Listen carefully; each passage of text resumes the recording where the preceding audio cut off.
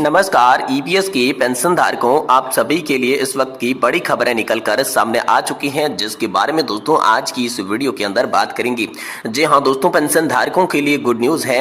7,500 रुपए EPS pension पर अचानक दोस्तों सक्रियता सामने आई है। मंत्री सचिव और नेशनल एजुटेशन कमेटी यानी कि दोस्तों राष्ट्रीय संघर्ष समिति की बैठकें एक बार फिर से शुरू हो चुकी है। तो दोस्तों ईपीएस 95 पेंशन को लेकर दोस्तों आप सभी के लिए अटकलें जो भी थी वो तेज हो चुकी है। इसको लेकर बड़ी खबर आई है। तो 7,500 के साथ साथ दोस्तों डीए और साथ ही दोस्तों मेडिकल सुविधा के साथ साथ दोस्तों आप सभी के लिए हायर पेंशन को लेकर क्या बड़ी खबरें आई, इसके बारे में आज की इस वीडियो के अंदर बात की जाएगी। साथ ही दोस्तों 50% डीए होने के बाद आप सभी के लिए 18 माह के एरियर को लेकर टेबल जारी हो चुकी है। अपना अपना एरियर दोस्तों आप सभी कैसे देख सकते हैं और दोस्तों आपको कितना एरियर मिलेगा, कब से ये आप सभी के खाते में आने वाला है, इसके बारे में भी दोस्तों आज की इस वीडियो के अंदर आप सभी को संपूर्ण रूप से जानकारी देने वाली हैं। साथ ही साथ दोस्तों यहाँ पर जो है आप सभी कर्मचारी और पेंशन धारकों के लिए दो बड़े तोहफे इसी महीने बताई जा रही हैं। यहाँ पर बढ़ेगा आप सभी का महंगाई भत्ता, बेसिक सैलरी में भी दोस्तों आप सभी के लिए भारी वृद्धि संभव हो सकती है। इसको लेकर दोस्तों बड़ी खबर आई है, तो इसके बारे में भी दोस्तों आज की इस वीडियो के अंदर बात करेंगे। वहीं दोस्तों पेंशन धारकों की मांगों को लेकर आवाज बुलंद करने को लेकर ईपीएस 95 पेंशन को लेकर बड़ी खबर कानपुर से निकल कर आ रही है। ईपीएस 95 पेंशन वृद्धि के लिए वृद्ध पेंशन धारकों ने हुंकार भर ली है। अब दोस्तों आप सभी की मांगे मंजूर होकर रहेगी। इसको लेकर कमांडर अशोक रावत, महामंत्री वीरेंद्र सिंह राजावत ने दिशा निर्देश भी दिए हैं और आप सभी के लिए आगे के कार्यक्रम की रूपरेखा भी तैयार कर दी है। तो दोस्तों आखिरकार ईपीएस 95 पेंशन को लेकर क्या बड़ी खबरें निकल कर आ रही है, क्या आप सभी की मांगे मंजूर होगी, क्या आप सभी का डीए बढ़ेगा, वेतन में वृद्धि होने वाली है, आप सभी को 18 महीने का डीए एरियर मिलेगा और साथ ही पेंशन की 4 सूत्रीय मांगों को लेकर कैसे दोस्तों नेशनल एजुटेशन कमेटी की बैठकें जो है वो शुरू हो चुकी है, इनके बारे में दोस्तों आज की इस वीडियो के अंदर बात करेंगे। इसीलिए आपसे निवेदन करते हैं कि दोस्तों वीडियो को आप लास्ट तक देखिएगा।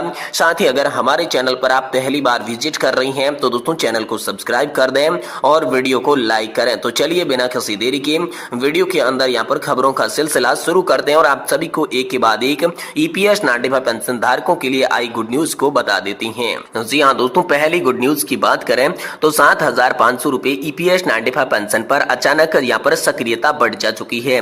मंत्री सचिव और नेशनल एजुटेशन कमेटी के द्वारा दोस्तों बैठकें शुरू कर दी जा चुकी है। 7,500 रुपए ईपीएस पेंशन, मेडिकल सुविधा पर मंत्री और सचिव से चर्चा हो चुकी है। मोदी सरकार के पास यहाँ पर नेशनल एजुटेशन कमेटी पहुंची है। जी हाँ दोस्तों, एनएसी के पदाधिकारियों ने ईपीएस 95 पेंशन की मांगों के संदर्भ में श्रम मंत्रालय से भी वार्ता की है। प्रतिनिधि मंडल में यहाँ पर NSC chief commander Ashok Rawat दोस्तों शामिल थे। राष्ट्रीय महासचिव वीरेंद्र सिंह राजावत, राष्ट्रीय सचिव रमेश बहुगुणा और उत्तर भारत के प्रमुख समन्वय सुरेश डंडवाल यहाँ पर जो है आप सभी की इन बैठकों के अंदर उपस्थित रहे थे। तो चलिए संपूर्ण जानकारी आपको विस्तार से बताते हैं। देखिए दोस्तों, ईपीएस 95 पेंशन योजना के अंतर्गत 7,500 रुपए पेंशन लेने की मांग जंग जारी है। केंद्र से तीसरी बार मोदी सरकार बन चुकी है। लोकसभा चुनाव के बाद पहली बार दिल्ली में फिर से बड़ी वाकायदा होने जा रही है। ईपीएस 95 राष्ट्रीय संघर्ष समिति सरकार के पास पहुंची और पेंशन भोगियों के दर्द को खत्म करने की मांग की। कर्मचारी भविष्य निधि संगठन और सरकार पर सबकी नजरें टिकी हुई है। सरकार से फैसले के होने के बाद ही दोस्तों ईपीएफओ से न्यूनतम पेंशन 1,000 रुपए की बजाय 7,500 रुपए देना है। इसी मांग को लेकर ईपीएस 95 राष्ट्रीय संघर्ष समिति के अध्यक्ष कमांडर अशोक रावत, केंद्र श्रम राज्य मंत्री शोभा करंदलाजे के साथ मुलाकात की। नेशनल एजुटेशन कमेटी के पदाधिकारियों ने राष्ट्रीय अध्यक्ष के नेतृत्व में ईपीएस 95 पेंशन की मांगों के संदर्भ में श्रम मंत्रालय से श्रम मंत्रालय से विस्तृत चर्चा की है, वार्ता की है। वहीं दोस्तों शोभा करंदलाजे ने यहाँ पर कहा पूरी जानकारी आपको मिली। तो दोस्तों नेशनल एजुटेशन कमेटी के चीफ कमांडर अशोक रावत केंद्रीय टीम के साथ दिल्ली पहुंचे थे। श्रम मंत्रालय दिल्ली द्वारा प्राप्त सूचना के अनुसार एनएससी के चीफ ने अपनी 4 सदस्यीय प्रतिनिधि मंडल के साथ श्रम मंत्रालय में शोभा करंदलाजे के साथ पेंशनर्स की मांगों पर विस्तृत चर्चा की।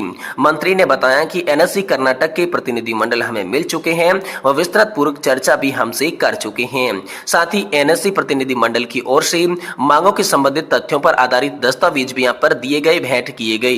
प्रतिनिधि मंडल का पक्ष सुनने के बाद मंत्री के निर्देश पर दोस्तों नेशनल एजुटेशन कमेटी के प्रतिनिधि संयुक्त सचिव श्रम आलोक मिश्रा और दोस्तों अवर सचिव श्रम के साथ जो है विस्तृत पूर्व सकारात्मक चर्चा संपन्न हुई। पेंशन वृद्धि और मेडिकल को लेकर आप सभी के लिए बड़ी खबर आई है।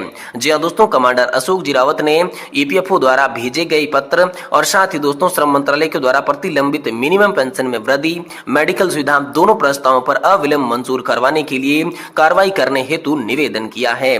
श्रम मंत्रालय में ईपीएस पेंशन से संबंधित दोनों वरिष्ठ अधिकारियों ने पेंशनर्स की मांगों के साथ समाधान हेतु उनके स्तर पर सकारात्मक कार्रवाई करने की बात कही। चर्चा के बाद दोस्तों एनएससी के अध्यक्ष कमांडर अशोक रावत द्वारा इनका भी दोस्तों आभार व्यक्त किया गया।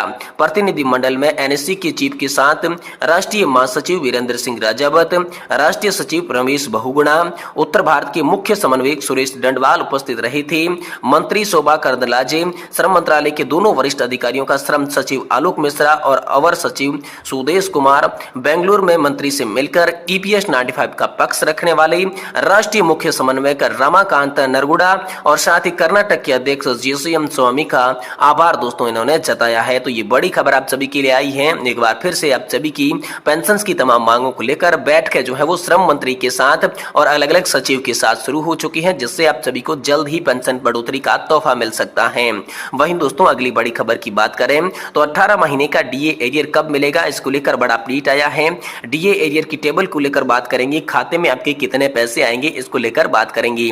जी हाँ दोस्तों, केंद्र सरकार ने 1 करोड़ से भी अधिक कर्मचारियों और पेंशन धारकों के लिए डीए और डीआर में 2% की बढ़ोतरी कर दी है। महंगाई भत्ते की दर 52% हो गई है। इसका आधिकारिक ऐलान यहाँ पर जो है इस महीने के बाद ही किया जाएगा। अब ऐसे में 18 महीने का डीए एरियर कब मिलेगा, कर्मचारी और पेंशन धारक जानना चाहते हैं। तो आपको बता दूं कि सरकार के ऊपर कर्मचारियों का काफी दबाव है। एक तरफ ओपीएस की मांग और दूसरी तरफ 18 महीने के एरियर की। लोकसभा चुनाव के बाद कर्मचारी संगठन और भी ज्यादा उग्र और तेज हो गए हैं। इसी के साथ ही सरकार को भी कर्मचारियों की ताकत समझ में आ चुकी है। आपको बता दूं कि अभी हाल ही में स्टाफ साइड की बैठक में दोस्तों महासचिव श्री कुमार ने यह मुद्दा उठाया था कि डीओपीटी के सचिव से आग्रह किया गया था कि 18 महीने का डीए एरियर कर्मचारियों का हक है। कर्मचारियों और पेंशन धारकों को डीए और डीआर का एरियर जारी किया जाना चाहिए। इसके साथ ही भारत पेंशनर समाज के सेक्रेटरी महेश्वरी जी ने भी कोरोना काल के दौरान रोके गए 18 माह के डीए एरियर जारी करने के लिए सरकार से निवेदन किया था। तो दोस्तों केंद्र सरकार के बजट सत्र में यह बात मानी गई थी कि डीए की बकाया राशि जारी करने के लिए कई कर्मचारी संगठनों की ओर से आवेदन मिले हैं। दोस्तों स्पष्ट किया गया कि 18 माह का डीए एरियर जारी नहीं किया जाएगा। उन्होंने कहा कि इस पैसे का उपयोग कोविड-19 के दौरान कर लिया गया। ऐसे में डीए और डीआर का एरियर देना संभव नहीं है। अब ऐसे में लोकसभा चुनाव की समाप्ति के बाद कर्मचारियों की असली ताकत सरकार को समझ में आ रही है। सरकार नए सिरे से 18 महीने के डीए एरियर पर विचार करने को लेकर मजबूर हो रही है। केंद्र सरकार ने कोरोना के समय में जनवरी 2020 से जून 2021 तक का कुल 18 महीने के डीए और डीएआर की 3 किस्तें रोक ली थी। दोस्तों उस वक्त सरकार की आर्थिक स्थिति ठीक नहीं होने के कारण जनवरी 2020 में 21% महंगाई भत्ता हुआ था और जुलाई 2020 में 24% हो गया था। वहीं पर जनवरी 2021 में 28% महंगाई भत्ता हो चुका था, पर केंद्र सरकार ने केवल 17% के हिसाब से इसका भुगतान किया था। कर्मचारी संगठनों ने ठाना कि अगर केंद्र सरकार इसके बाद 18 महीने का डीए एरियर ऐलान जारी नहीं करती तो कर्मचारी पेंशनधारक सुप्रीम कोर्ट का दरवाजा खटखटाएंगे, सुप्रीम कोर्ट से अपने हक को लेकर रहेंगे, क्योंकि सुप्रीम कोर्ट भी कह चुका है कि सैलरी और पेंशन रोका नहीं जा सकता। ऐसे में 18 माह का डीए एरियर भी सैलरी और पेंशन का एक हिस्सा है। इस हिसाब से 10 महीने का एरियर मिलना चाहिए।